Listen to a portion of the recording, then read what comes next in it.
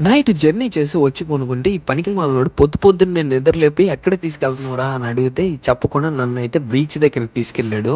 ఏం బీచ్ రా అంటే ఇది సెనేరిటీ బీచ్ అని చెప్పాడు. సర్లే ఏంటి ఇక్కడ స్పెషల్ అని మార్నింగ్ ఎత్తుకొచ్చావంటే సన్‌రైజ్ చూద్దాంరా అన్నాడు. సో సన్‌రైజ్ చూద్దామని వస్తే నేను నిద్ర లెగడం వల్లేమో గానీ ఆ రోజు అసలు సన్‌రైజే అవ్వల. అంటే మొత్తం క్లౌడీగా ఉంది. సో ఇంకా అటునుంచి అటు ఇది అయ్యేటట్లేదని చెప్పి మ్యాంగ్రూవ్ ఫారెస్ట్ అయితే వెళ్ళాం. మ్యాంగ్రూవ్ ఫారెస్ట్‌లో మేము యాక్చువల్‌గా అందరికి 350 చార్జ్ చేస్తారు ఎక్కడైనా సరే. కానీ మేము వెళ్ళిన దానికి 500 అన్నాడు. తగ్గల. వీళ్ళని వేరే చోటుకెళ్దాం అంటే రానన్నారు. సో ఇంక చేసేదేం లేక వీళ్ళతోనే ఉన్నాను.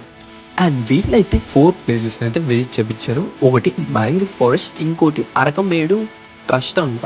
ఇది చూడటానికి అంతేమీ అనిపియలేదు నాకైతే. మీకేమన్నా అనిపించిందో చెప్పండి. అండ్ అలా 4, 5 ఫోటోలు ఇక్కడ దిగేసి హార్బర్‌కయితే వచ్చాం. ఇక్కడ బాగుంది. చాలా పోర్ట్ ఏరియా కదా!